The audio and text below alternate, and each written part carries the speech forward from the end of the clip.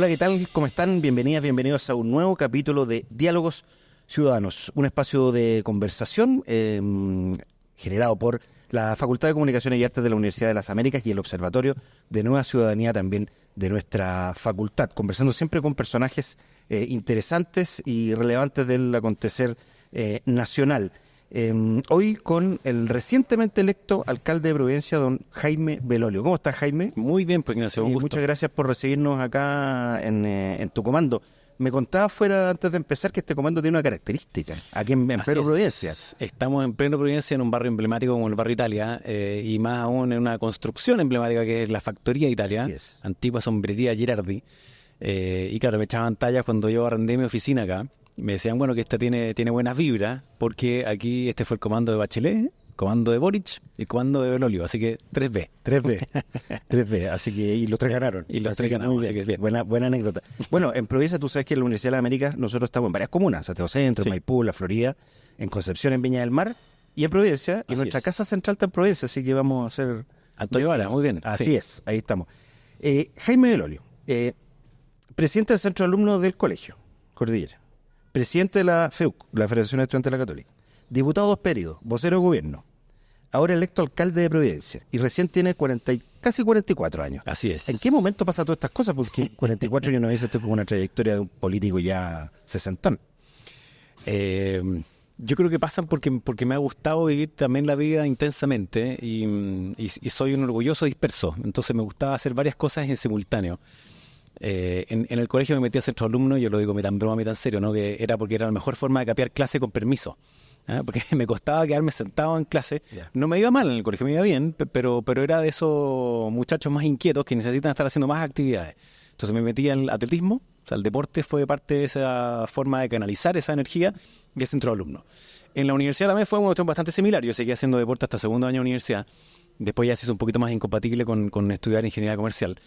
Pero me interesaba ir más allá de solo lo curricular. Y esa formación profesional yo creo que era clave, pero lo que no te entregaban los ramos, llamémoslo así, o sea, el currículum tradicional, como los trabajos de invierno, de verano, la política universitaria, fue la mejor preparación para después mi vida profesional. O sea, el paso por la FEUC fue de alguna manera el darme cuenta de dónde estaba mi vocación, que no era el que legítimamente han elegido la mayor parte de mis compañeros ingenieros comerciales que trabajan, digamos, en ámbitos de finanzas, marketing y qué sé yo, sino que era el tema de la política pública. Y de ahí, bueno, yo creo que uno no tiene que planificar tanto la vida, sino que también ir viendo cómo se dan las cosas. Y en esto yo agradezco las oportunidades que me ha ofrecido la vida. He podido amarrarlas, digamos, a ser, como dijiste tú, diputado, pero entre medio vino la pandemia, vino un estallido. Salí a ser ministro del presidente Piñera y ahora en esta gigantesca oportunidad que es muy bonita. Tu abuelo fue senador. Mi abuelo también, fue digamos, senador. viene de sangre también un poco la... Mi abuelo fue senador, pero por concepción, porque mi familia es inmigrante italiano de esos que llegaron a finales de los 1800 a Concepción, a Talcahuano, en verdad, más bien de rebote, porque venían a Valparaíso como muchos italianos del norte de Italia. Y el barco que venía se echó a perder, eso es literal, digamos, se echó a perder, entonces se bajaron en Talcahuano y se decidieron quedar ahí. Claro. Y hicieron un almacén eran el Águila, y a partir de eso mi bisabuelo, obsesionado con la educación que él no había terminado, decidió que sus hijos e hijas iban a todos estudiar en la U de Conce, y ojalá algo relacionado con el área de la salud. Entonces mi abuelo fue médico, y mis tíos dentistas, mis tíos abuelos, dentistas, médicos, enfermeras. Y ahí se repartieron, digamos, en distintas partes de Chile, y a mi abuelo le picó ese bichito como más político de un partido que ya no existe, el Partido Agrario Laborista, que apoyó más a Carlos Ibáñez del Campo en su reelección en el año 53, y después se pasó a la oposición de Carlos Ibáñez del Campo el 54, y apoyó a Freire, mi abuelo. Entonces mi abuelo se vino desde Concepción a Santiago, porque el Congreso estaba acá en Santiago, y se vino a vivir a Providencia, de hecho, en una casona, Marchán Pereira 192, casona que todavía existe, y es de Ministerio del Deporte, de hecho. Así que todavía está ese lugar donde recibió a los velorios, digamos, de esa generación aquí en Providencia. Jaime, estos días, bueno, tú fuiste electo hace algunos días. Este periodo entre que de esa noche del domingo, que fuiste electo con una alta votación, y la asunción ya en el mando el 6 de diciembre, Es un periodo como, yo me imagino que va a ser como bien bonito, con alta expectativa, armando el equipo, los proyectos, reuniones. Es como una parte bonita, ¿no? Pero después se hará tan bonito después. Es como la parte de la luna de miel que le llama, ¿no? Como la expectación, pero sí. después ya hay que... Mira, ha sido entretenido, obviamente que es más fácil para mí siguiendo el legado y el trabajo de Evelyn Matei. O sea, obviamente que esto va a ser mucho más difícil para los municipios en donde cambia el color político. Puente Alto, para qué decir, digamos, no sé, Ñuñoa, Santiago Centro, que están vecinos de acá, digamos, que obviamente es más conflictivo por lo mismo, porque cambia la administración de un color político a otro. Acá eso no pasa.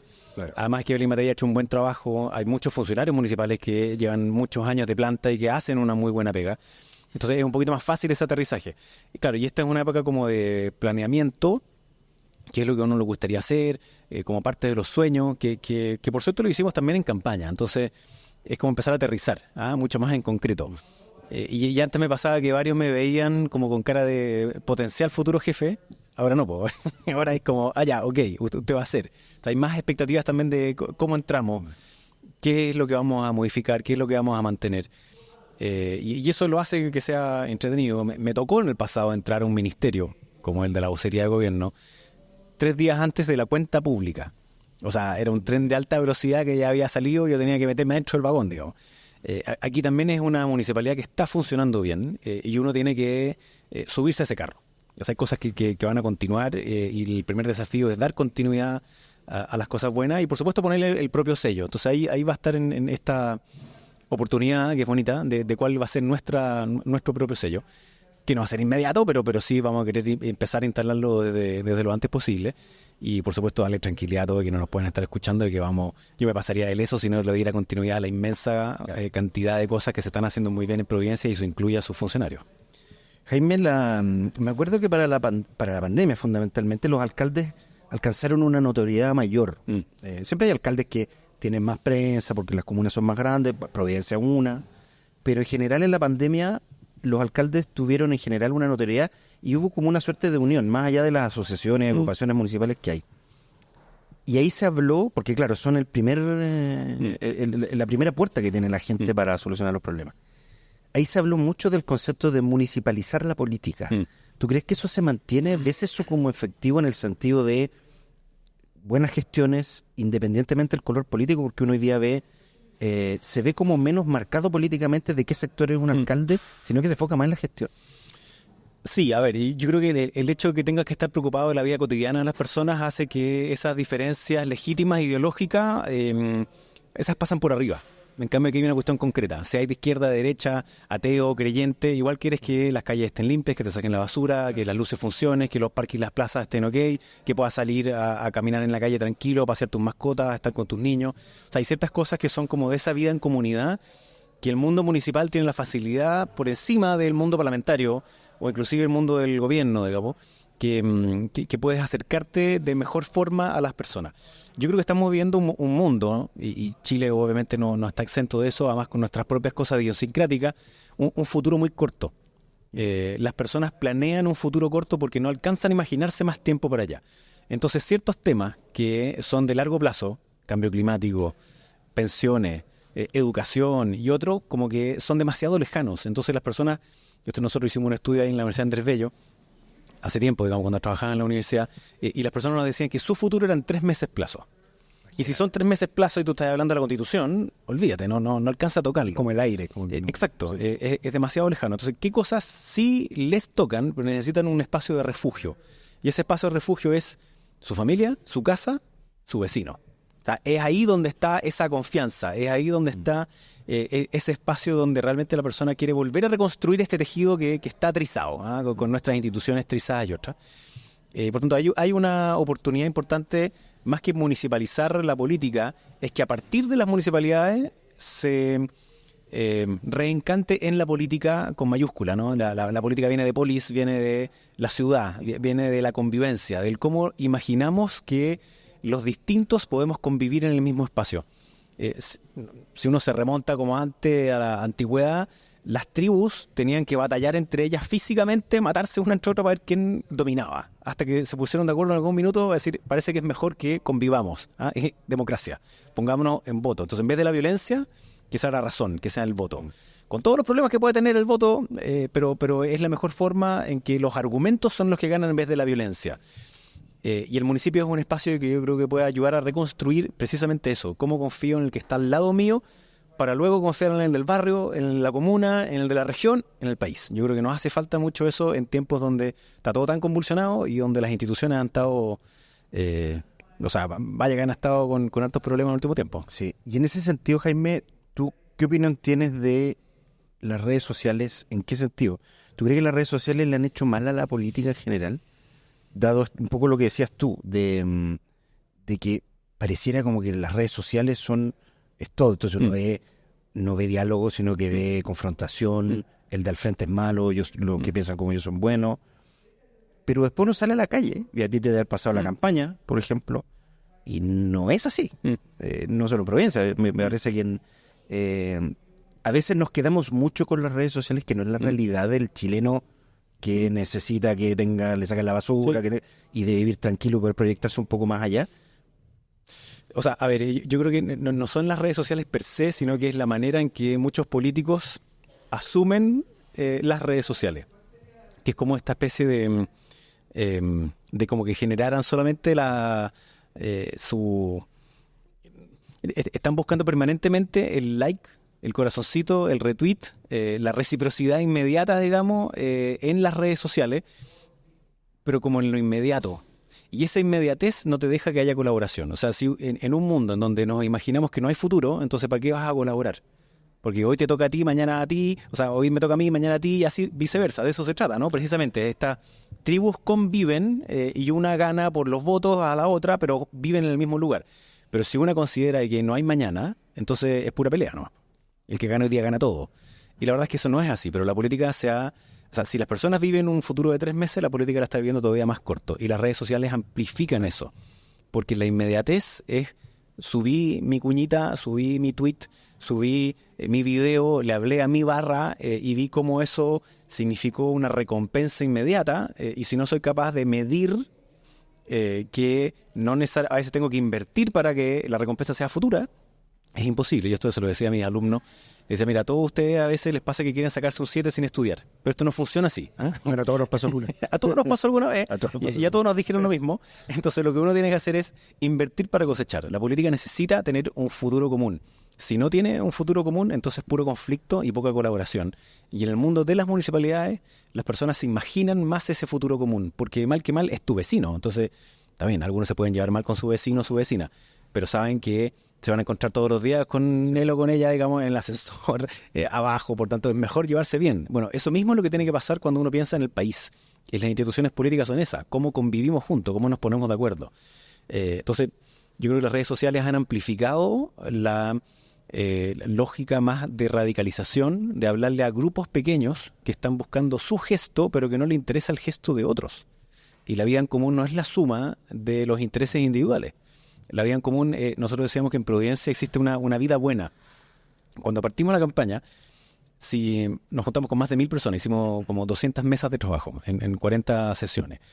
Si nosotros nos poníamos a preguntar a las personas cuál es su principal preocupación, no íbamos a salir nunca de seguridad, por razones evidentes. Eso pasa en todo Chile, digamos, no solamente acá. Aquí también porque pasan 2 millones de personas al día. Entonces, obviamente, una de mucho tránsito. Mucho tránsito. O sea, viven 160.000 personas, pero pasan 2 millones de personas al día. O sea, es el verdadero como centro de la ciudad de Santiago y de Chile. Entonces, primero partíamos preguntándole qué es lo que te gusta de Providencia, qué es lo que sueñas de Providencia, y después qué es lo que te da miedo. Y en eso nos decían, me gusta que sea caminable, me gustan sus parques, sus plazas, su infraestructura, su historia. Y nosotros acuñamos este término de que a todos nos pasan los años y tenemos la alternativa de convertirnos en un clásico o en una ruina. Y Providencia tiene que ser un clásico, claro, no una ruina. Y para que no sea una ruina tenés que cuidarlo. Pero era importante saber qué es lo que nos gustaba, porque eso es lo que hay que mantener. Si solamente te preocupas de lo que te da temor, te enfocas en algo que puede ser como con desesperante, con falta de esperanza. Y yo creo que eso nos está pasando, ¿no? Es cierto que tenemos una crisis de seguridad, pero también tiene que haber espacios en los cuales podamos convivir con cierta tranquilidad. Entonces, no estamos más seguros en la medida que nos encerramos más, sino que en la medida que podemos ocupar más los espacios públicos, que podemos salir más a la calle, que podemos ocupar más las plazas y parques. Y para eso la cultura, el deporte y la vida en comunidad es clave. Entonces, yo creo que acá hay un desafío que te permite estar más cerca de lo que de lo que realmente están viviendo las personas y de cómo se pueden tratar de proyectar más allá de la red social, de cómo pueden invertir hoy día para cosechar mañana. Jaime, tú tuviste, cuando fuiste diputado en el segundo periodo, sobre todo, te tocó compartir por generación, por edad, más o menos con otros parlamentarios de otro color político, entre ellos el actual presidente de la República, Gabriel Boric, Carol Cariola, Camila Vallejo, en fin, un montón de otros que ministro, hoy día presidente, tú ahora alcalde, y ustedes tuvieron una amistad cívica, con unas diferencias, por supuesto, políticas, pero tuvieron una amistad cívica, lo que también a ti te trajo crítica de tu sector en un momento. Ese es como el camino a seguir, digamos, quizás porque ustedes tenían esa edad, que son jóvenes todavía, digamos, pensando en la política, pero eso te trajo críticas a ti. ¿Tú crees que ese es el camino, digamos, de...? Es que, de nuevo, yo creo que cuando uno mira la política solamente en cómo le ganó al del frente, entonces no tiene ni un sentido el ir a realmente interpelar para tratar de entender al otro, sino que es más bien interpelar para tratar de derrotar al otro. Es como la cuña corta para ver, ya, le pego el combo y listo. Y yo creo que esa es la forma equivocada de ver la política desde la perspectiva además del ciudadano, porque lo que quiere es que tú tengas tu idea, por eso votaron por ti, ¿no? Que tienes tu idea, tus convicciones, pero eso no significa que no puedas conversar con el que es distinto. Si parlamento viene de parlamentar, ¿no? Precisamente de poder conversar. Y yo veía como el deterioro del nivel de argumentación, sobre todo en el estallido, cuando uno veía que las personas, los diputados, digamos, en vez de hablarle a los que estábamos dentro de la sala, que tampoco éramos tantos, o hablarle por último a la Cámara de Diputados, no, le hablaban a su celular, o sea, le estaban hablando de su barra. O sea, ahí ya significaba que no había diálogo, más bien era como una simple exposición, era un monólogo. Y si la política es monólogo, no hay posibilidad de encuentro. Entonces tú necesitas conocer al distinto, necesitas validar al que piensa distinto a ti. Y también someter a cuestionamiento tus propias convicciones. O sea, si tú crees que te las sabes todas y además no eres capaz de exponer esas ideas con alguien que piensa que es distinto que ti, significa que más bien tienes debilidades en tu propia argumentación. Entonces sí, me tocaba que algunos me decían, oye, ¿por qué pasáis más tiempo con ellos que con nosotros? Y yo decía, bueno, dicen que eres espía del Frente Amplio. Sí, se me lo siguen diciendo algunos, pero entonces me decía, oye, si lo que pasa es que yo ya sé cómo piensan ustedes, le decía, si lo que me interesa saber es cómo piensan ellos para tratar de convencerlos, a ver si puedo, y si no puedo, bueno, ya está, pero eso es parte del debate. Ahí lo que tuvimos en la Radio Sonar, donde tú también eres parte, con el presidente Boric fue bien entretenido, porque estuvimos más de 2 años juntos, debatiendo prácticamente toda la semana, donde diferimos en prácticamente todo, desde el equipo de fútbol en adelante, salvo en gustos musicales.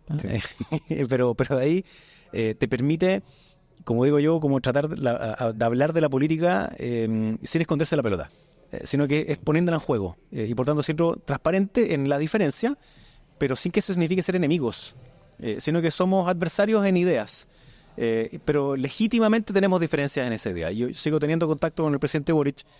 Por supuesto, no voté por él, soy oposición a él, digamos, pero sigo teniendo una buena relación con él porque además valoro la institución de la presidencia como tal.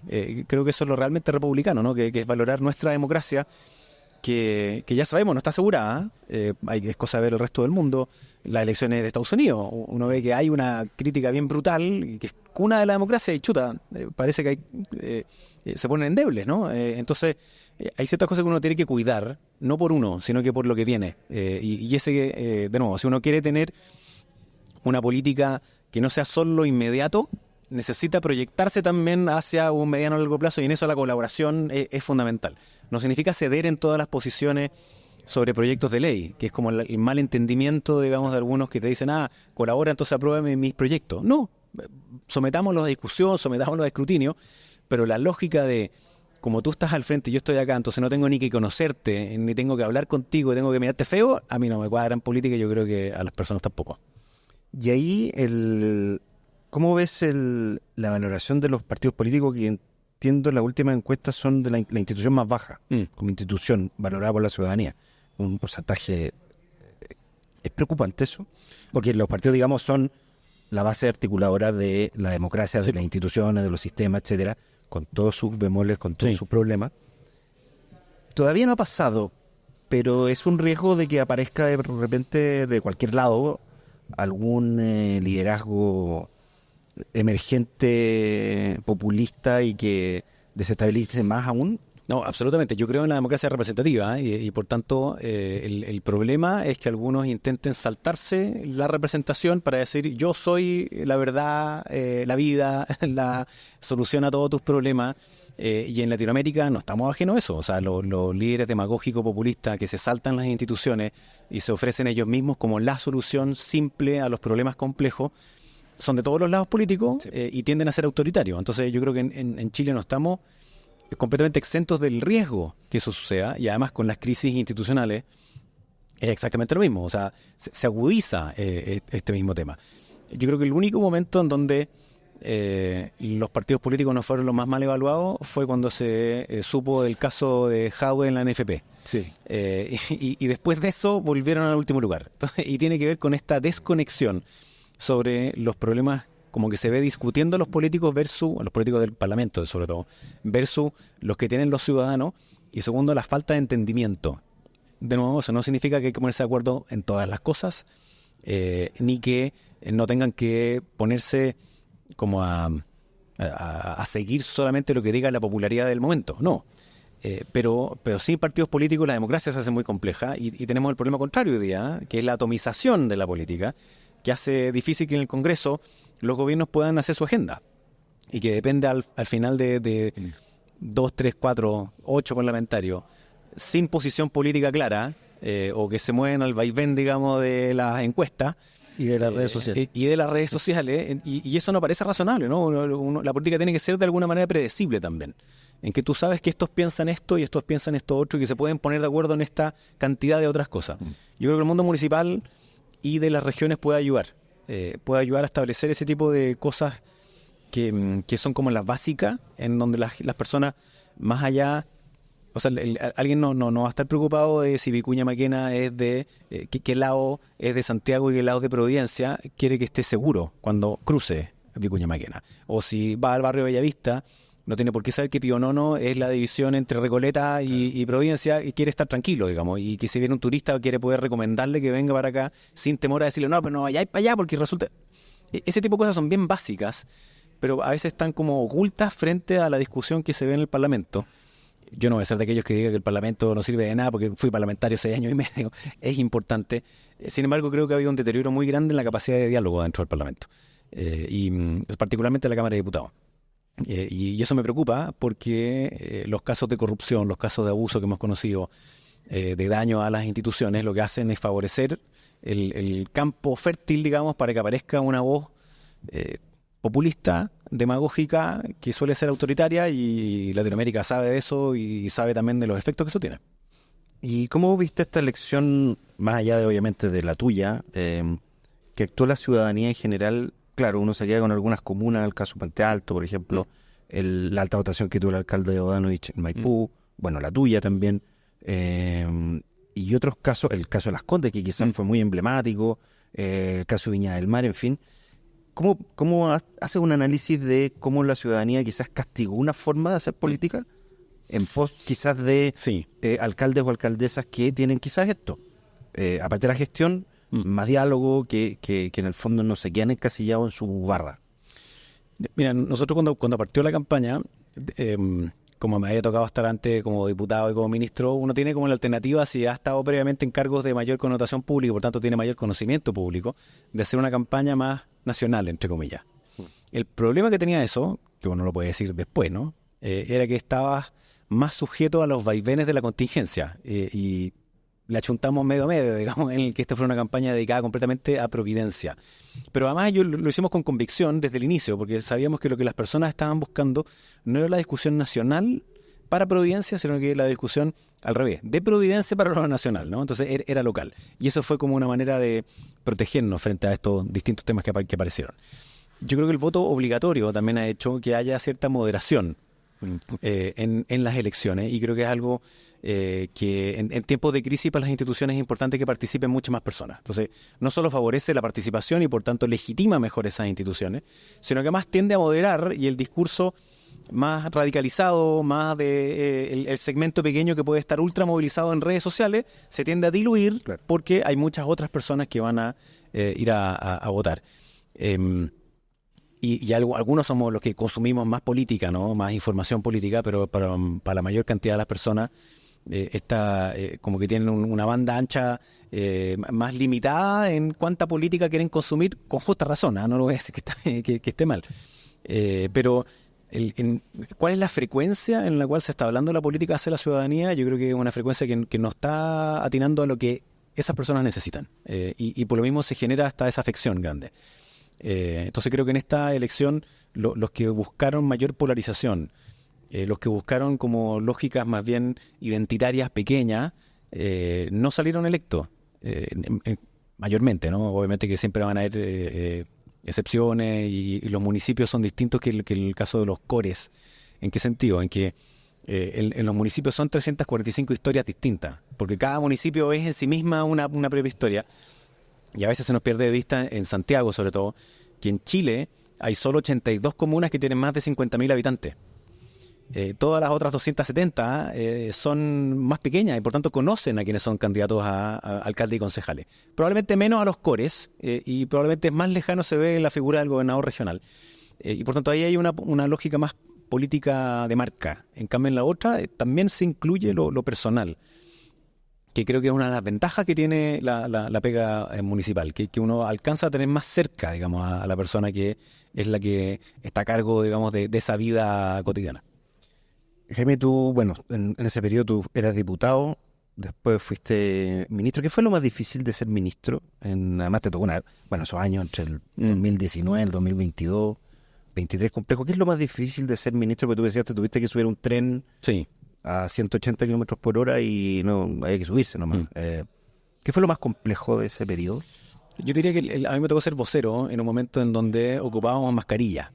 Y eso es difícil para la comunicación.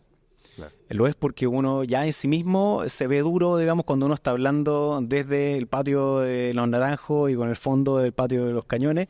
Es una comunicación institucional en tiempos donde estábamos muy convulsionados, donde el diálogo, digamos, era mal visto, era traición, no era algo positivo.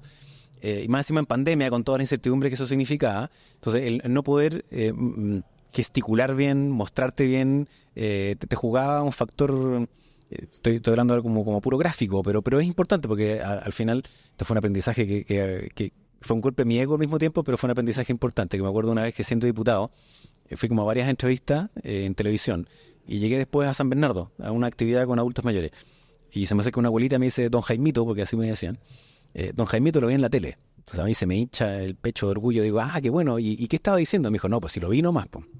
Lo vi nomás, no lo escuché. Entonces yo con eso entendí que la comunicación no verbal es una cuestión que es muy importante. Entonces yo primero te diría que el contexto era complicado. Había una aproximación que por solo hecho de ser vocero de gobierno ya habían algunos que te iban a tachar. Hubo ciertas condiciones que yo consideraba que eran más bien injustas, digamos, en las evaluaciones, no solo no mía, digamos, sino que como de gobierno. Y después vinieron las acusaciones constitucionales y otros. Entonces fue un momento difícil en eso, complicado, digamos, para poder juntar cabos distintos, juntar posiciones que estuvieran en distintos lugares, en pos de estrategias comunes. Yo diría que eso quizás fue lo más difícil, o sea,